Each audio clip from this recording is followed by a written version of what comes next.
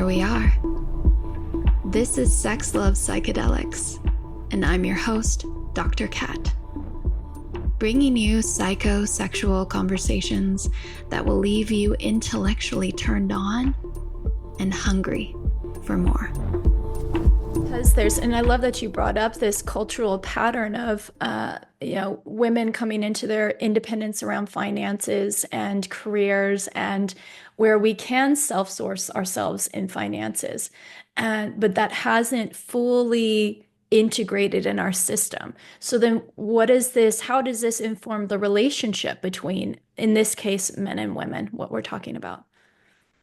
Yeah, I mean, money is such an interesting topic. I love it. Obviously, I work as a money oracle to a lot of business owners, but it can be an interesting way of how power dynamics are expressed in relationship, right? Mm-hmm. It can go either way. I've seen women who have a lot of money and then they have a man who's more in a feminine energy because they want to control him or they want to What does feel that mean? empowered. Can you explain that when you say feminine energy to our audience? Oh, yeah, of course. So every person contains masculine and feminine energy.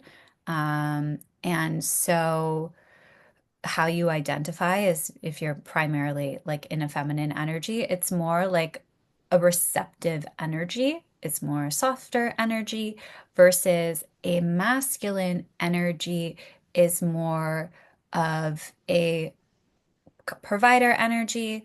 It's more kind of a strategy energy. And so these two parts are inside of all of us. Um, I would say usually in business, you feel more of a masculine energy because it requires more structure, not necessarily, but we'll just say for the sake of this conversation, in order to have a balanced relationship, you want to have one partner who is primarily in the feminine energy, one partner who's primarily in the masculine energy, regardless of the sex. So that way there is like this energetic pull. And then that's what creates the sexual charge. Does that make sense? Okay, yeah. Okay, I'm great. just wanting to break it down for the audience because there can be the trap of falling into gender roles here. And so I would just want people to define and get more clear about what they're talking about when they say feminine and masculine. So there's more to work with instead of just leaving it the word, this lofty word. Okay, great. Let's Yeah. define these things over here, give clarity. Yeah. Love that. So I've seen the case where, women who have more monetary resources specifically choose men who don't or who are in a way financially disempowered because that makes them feel in control and in a Mm, way like he won't leave me then, got right? it. Mhm. And then I see the opposite as well, right? Um, for a majority of history, the structure has really been men hold the money, men hold the power. And then what that can do in a relationship is it actually creates a parental type of dynamic. Yeah. So instead of meeting your partner equally and knowing that each partner contributes equally in different ways, right? Because money is just one resource. There's so Mhm. many resources and so many skills that are required in order to have a really healthy, loving, sustaining relationship. Somebody might be incredible at organization, or someone's incredible at space holding and listening and really being able to calm down and neutralize the energy. So it's understanding like what really works in your partnership, and hence why it's called a partnership. So when sometimes there is this emphasis on money as the most important dynamic or contributing factor in a relationship, it Mhm. creates this parental dynamic where one person has quote unquote more power or perceived more power, and they're more in now this role of a parent telling the other partner what to do, or the other partner has to ask for all this permission, not in a fun, sexy, playful way, but more in a demeaning child kind of way.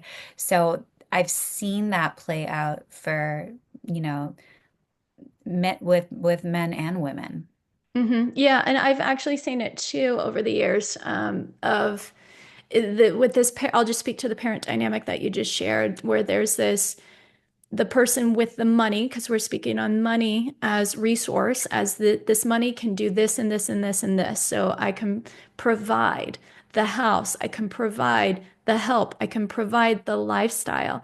And if we're not conscious of it, the child that you're sharing here, what I've seen is it becomes very dependent, as in, I don't need to do things. I don't need to contribute to the responsibilities. So I don't have any purpose in this sense to anchor to.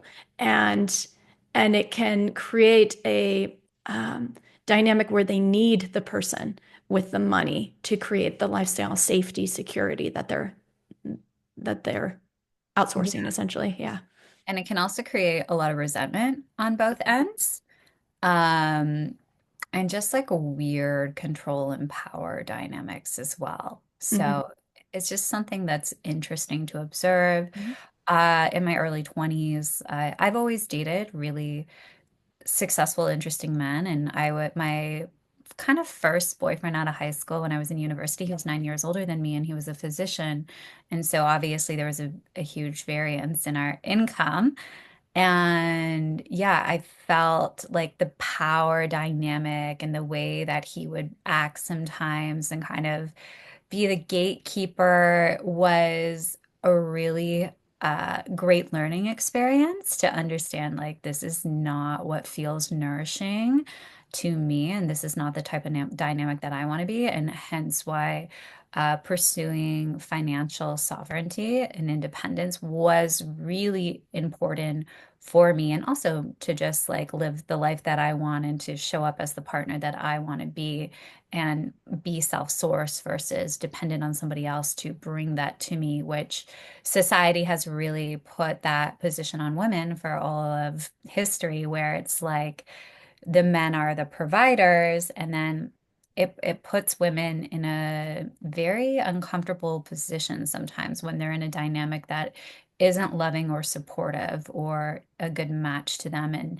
they don't have the financial resources and able to say, I'm not going to put up with these crumbs, like I'm out of here.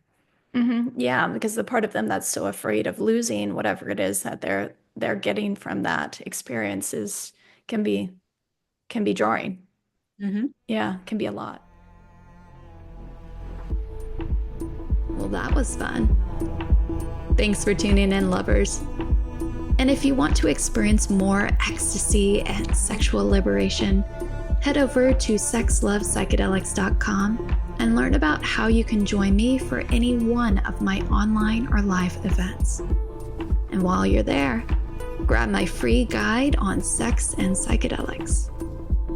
Remember, this podcast is for entertainment and educational purposes only. Please contact your healthcare provider and local law before pursuing any of the products or psychedelics discussed. And one final note here. I make this show specifically for you. If you're loving the show, then be sure to leave me a review in iTunes or Spotify to let me know. Happy to be here and happy to serve. I'll see you next time on Sex, Love, Psychedelics.